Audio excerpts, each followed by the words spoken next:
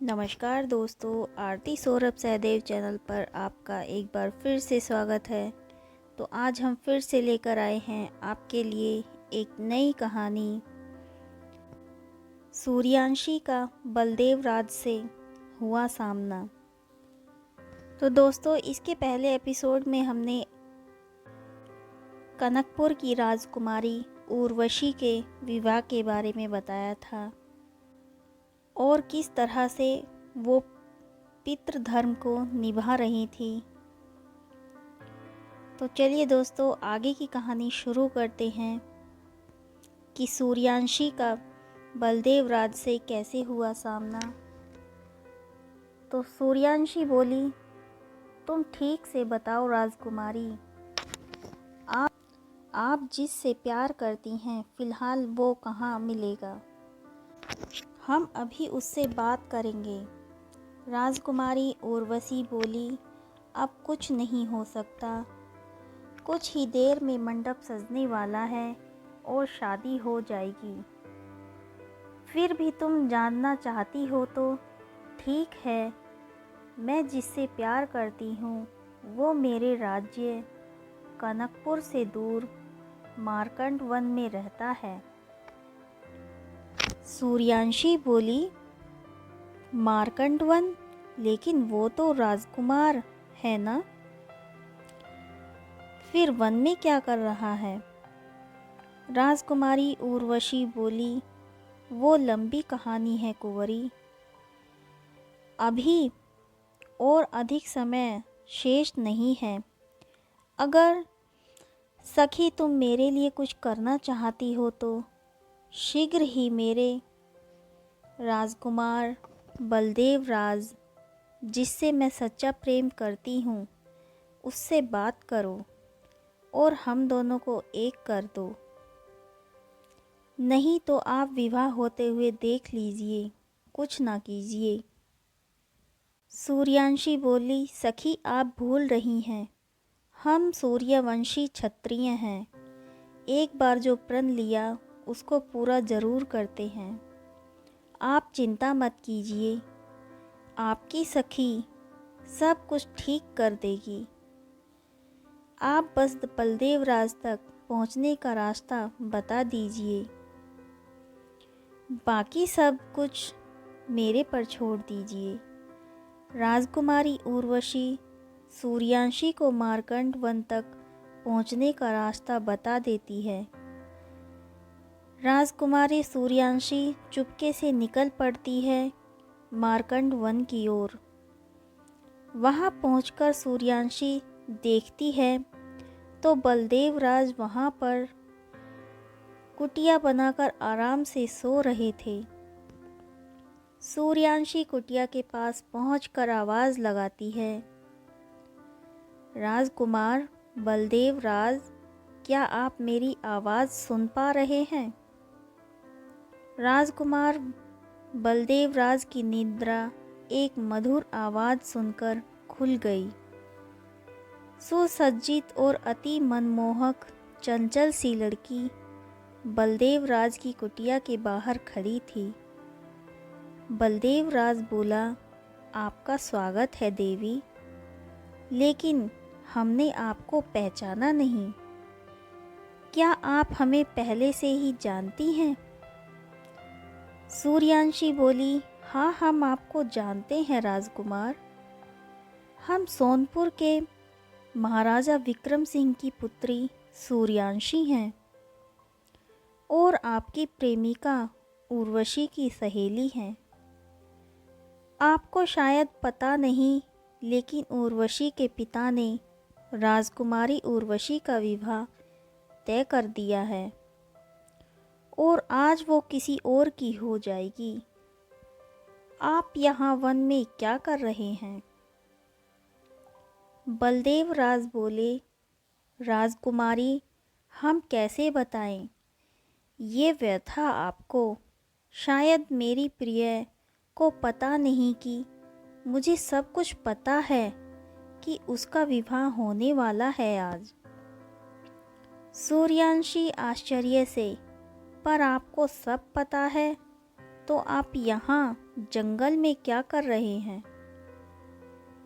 बलदेव राज बोले, राजकुमारी, हम कुछ समय एकांत में व्यतीत करना चाहते थे, इसलिए पिताश्री से कुछ दिन के लिए आज्ञा लेकर यहाँ इस वन में चले आए। लेकिन अब मेरे चाहने से कुछ नहीं होने वाला है। अब कोई रास्ता नहीं बचा शेष। मैं आत्मदाह करके अपनी जीवन लीला समाप्त कर लूँगा। सूर्यांशी कहने लगी, युवराज, आप जरा शांत मन से सोचिए, कोई तो उपाय होगा शादी को रोकने का, या फिर उर्वशी की जिस राजकुमार से शादी हो रही है उसमें कुछ तो कमी अवगुण होगा। बस हम उसी कमी का फ़ायदा उठाकर ये शादी तुड़वा देंगे। बलदेव राज कुछ देर सोचने के बाद, मुझे ठीक से याद नहीं, मुझे तो वो राजकुमार लगता ही नहीं है। शायद मेरी आंखों का भ्रम हो। मैंने उसके हाथ से अजीब सी लाल रंग की तरंग निकलते देखी थी। शायद वो इंसान ही नहीं हो। सूर्यांशी बोली, पर उसके सच को सबके सामने लाएंगे कैसे?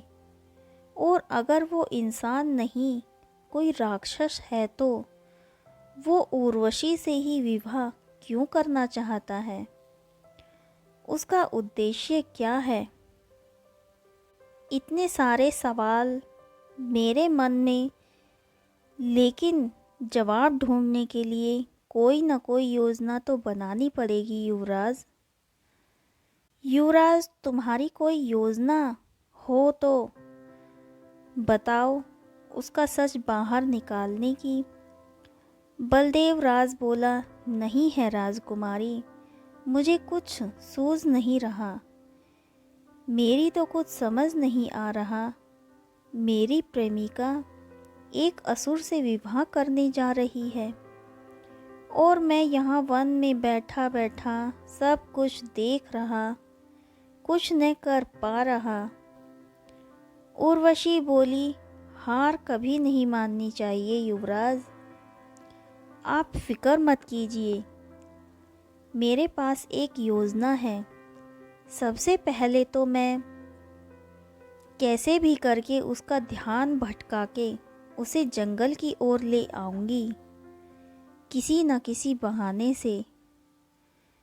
फिर आप शीघ्र ही महाराज और राजकुमारी उर्वशी को ले आना। सब सच सामने आ जाएगा और उर्वशी हमेशा के लिए तुम्हारी हो जाएगी। बलदेव राज बोले, आपकी योजना अच्छी है राजकुमारी, पर इसमें बहुत खतरा है। अगर किसी कारणवश मैं महाराज हरिवंश और उस राजकुमारी उर्वशी को समय पर नहीं ला पाया और उस राक्षस से आप पर आक्रमण कर दिया तो आपके प्राण संकट में आ जाएंगे और हम ये कभी नहीं चाहेंगे कि हम अपने स्वार्थ के लिए हम हमारे पिताश्री के मित्र महाराज विक्रम सिंह की पुत्री के प्राण संकट में डालें।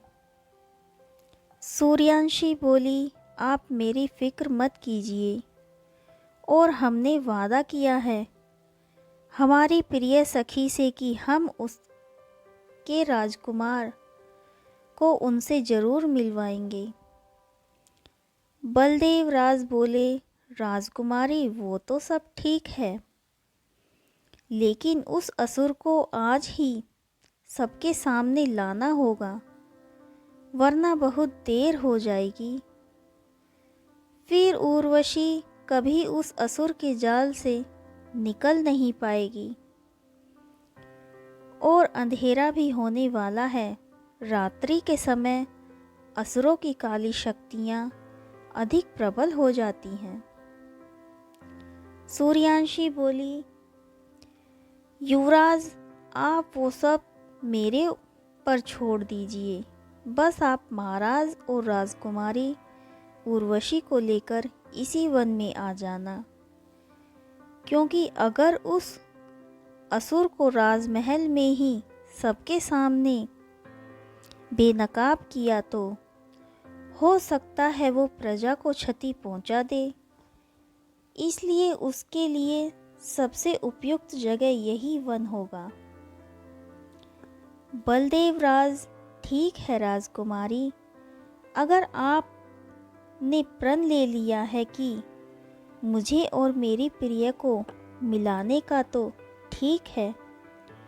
आपने हम दोनों को एक कर दिया तो राजकुमारी, जीवन भर हम आपके सदा आभारी रहेंगे।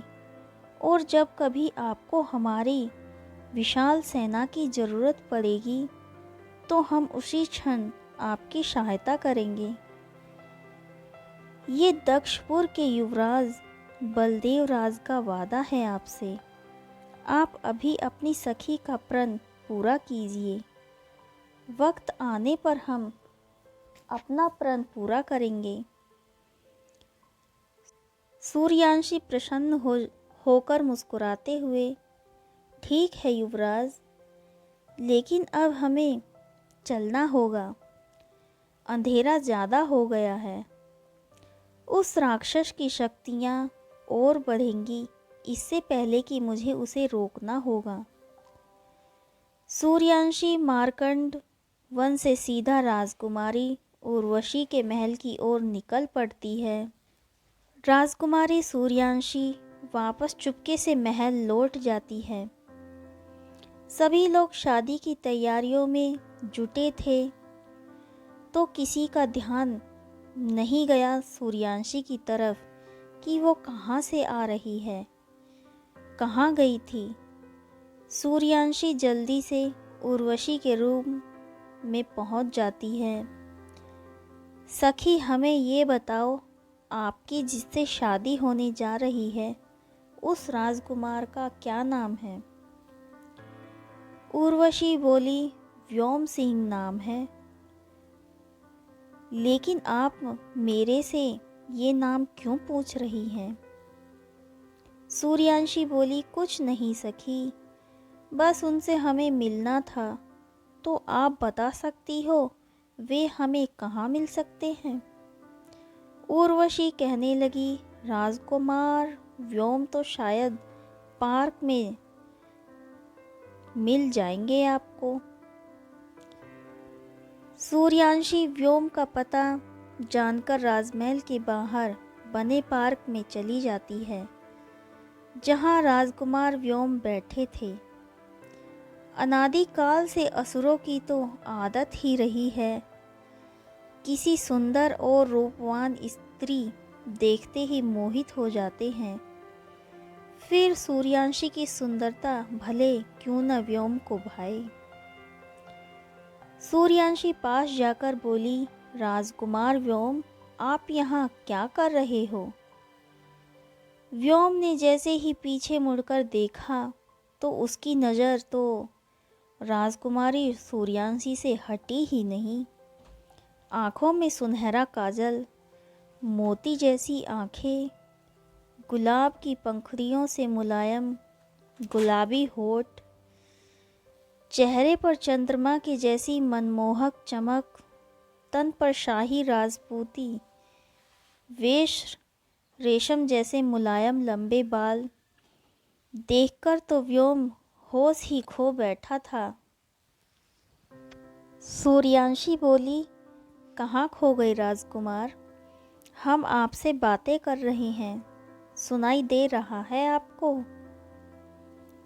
व्योम सपने से बाहर आकर, क्षमा चाहूँगा राजकुमारी, वो मैं सपनों में खो गया था। मैंने जिंदगी में इससे पहले इतनी खूबसूरत राजकुमारी नहीं देखी। सूर्यांशी बोली, अच्छा जी, शुक्रिया, लेकिन राजकुमार आप हमें ये बताएं, अंदर शादी की तैयारियां चल रही हैं और आप यहाँ पार्क में बैठे हुए क्या कर रहे हैं? व्योम बोला, कैसा विवाह? मेरा उद्देश्य तो शादी करके उर्वशी को मेरे जैसा बनाना है, वो भी असुर बनेगी। सूर्यांशी ने ठीक से सुना नहीं था। कुछ कहा आपने? राजकुमार असुर बनाना मतलब? व्योम हंसते हुए, अरे राजकुमारी, आप भी ना।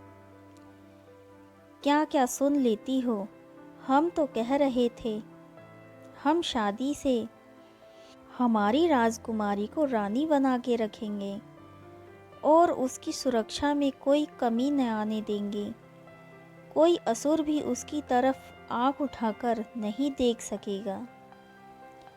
सूर्यांशी रात के घने अंधेरे को अच्छे से देख पा रही थी, लेकिन आज ही उसे इस व्योम बने हुए व्योमासुर को बेनकाब करना था। खतरा बहुत था, लेकिन प्रण निभाना भी तो था। सूर्यांशी बहाना बनाते हुए, राजकुमार व्योम, हमने आपके शौर्य और वीरता के बारे में तो बहुत सुना है, लेकिन अगर हम आपसे कुछ मांगे तो क्या आप हमें लाकर देंगे? व्योम बोला, राजकुमारी, आप कैसी बातें कर रही हैं? आप मांगे हम लाकर ना दें? हमें पता है कि आप हमारी अर्धांगिनी की बचपन की सहेली हैं, तो हमें आप सखा ही समझ लीजिए। बताइए क्या लाकर दें आपको? सूर्यांशी बोली, वो राजकुमार यहाँ से कुछ दूरी पर मार्कंड वन है। हमने सुना है वहाँ अद्भुत पुष्प कमल खिलता है और हमें तो अत्यधिक पसंद है। उसको मैं अपने बालों में सजाना चाहती हूँ, तो अगर आप वो मेरे लिए ला देंगे तो आप चाहें तो हम आपके साथ चलते हैं। अगर रात्रि में आपको ढूंढने में असुविधा हो। राजकुमार व्योम बोले, हाँ राजकुमारी, आप साथ चलें तो ही बेहतर होगा, ढूंढने में आसानी होगी। व्योम राजकुमारी सूर्यांशी के साथ मार्कंड वन में चला जाता है। तब तक बलदेव राज भी चुपके से कनकपुर में घुस जाता है और महाराज हरिवंश के कक्ष में जाकर बोलता है, महाराज हरिवंश को सादर प्रणाम। मैं दक्षपुर का युवराज बलदेव राज हूँ। महाराज, आपके मित्र महाराज विक्रम सिंह की पुत्री सूर्यांशी के प्राण संकट में हैं, उन्हें बचा लीजिए। महाराज हरिवंश बोले, ऐसा कदापि नहीं हो सकता। सूर्यांशी न केवल महाराज विक्रम सिंह की पुत्री है, बल्कि हमारी भी पुत्री के समान है। हम उस पर तनिक मात्र भी संकट नहीं आने देंगे।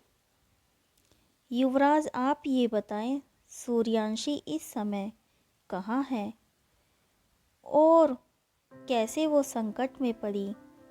युवराज बलदेव राज बोले, महाराज, वो मार्कंड वन में है।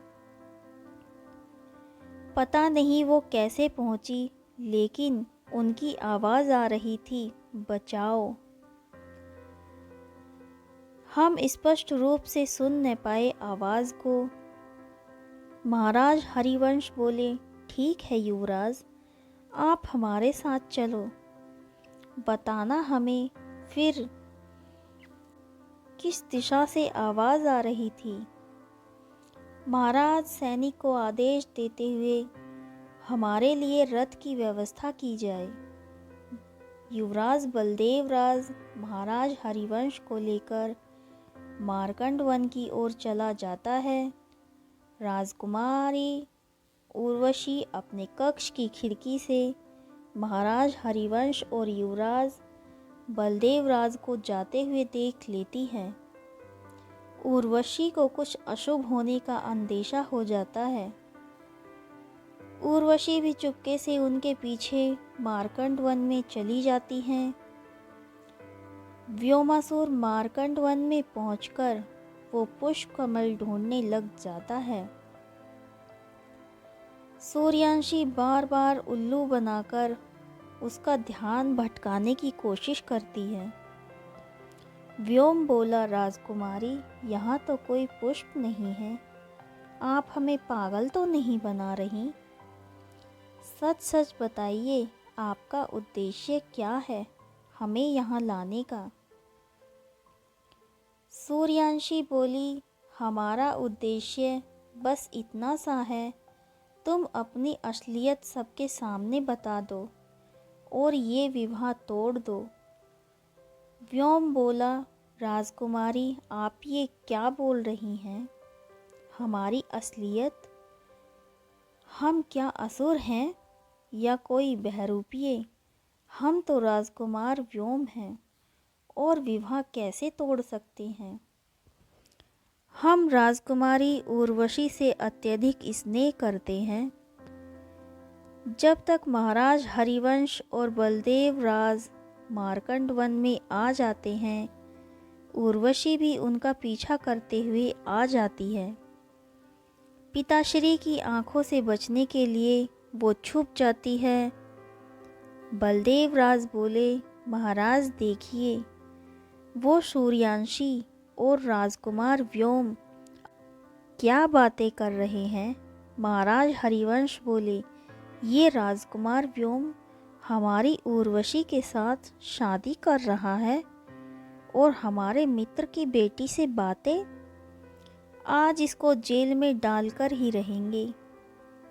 बलदेव राज बोले, महाराज आप कुछ मत कीजिए, सूर्यांशी सच्चाई सामने ला देगी, बस आप चुपचाप बातें सुनते रहिए। उस व्योम को शक न होना चाहिए कि हम यहाँ हैं। सूर्यांशी हंसते हुए कहने लगी, असुर प्यार करना नहीं जानते, असुर सिर्फ आतंक मचाना और ज़बरदस्ती इज्जत लूटना जानते हैं। व्योम बोला, अच्छा राजकुमारी, अब आपके कहने का मतलब है कि हम असुर हैं? सूर्यांशी बोली, तुम असुर हो, हम अच्छी तरह से जानते हैं और हम तुम्हें चेतावनी दे रहे हैं, चले जाओ यहाँ से, नहीं तो तुम्हारे लिए अच्छा नहीं होगा। व्योमासुर हंसते हुए, राजकुमारी, मेरे लिए क्या अच्छा होगा क्या नहीं, वो चिंता आप छोड़ दीजिए, लेकिन आपके लिए कितना बुरा होगा वो देखिए आप। अब आपकी इज्जत हमसे कौन बचाएगा राजकुमारी सूर्यांशी? कैसे बचेगी सूर्यांशी व्योमासुर के वार से? क्या बलदेव राज बचा पाएंगे सूर्यांशी के प्राण? तो हमारी आगे आने वाली वीडियो का इंतज़ार करें। तो दोस्तों, आज की कहानी आपको हमारी कैसी लगी हमें कमेंट बॉक्स में ज़रूर बताएं। अगर आपको हमारी स्टोरीज़ पसंद आ रही हैं तो हमारी वीडियोज़ को ज़्यादा से ज़्यादा लाइक और शेयर करें और हमारे चैनल को सब्सक्राइब करना ना भूलें। धन्यवाद।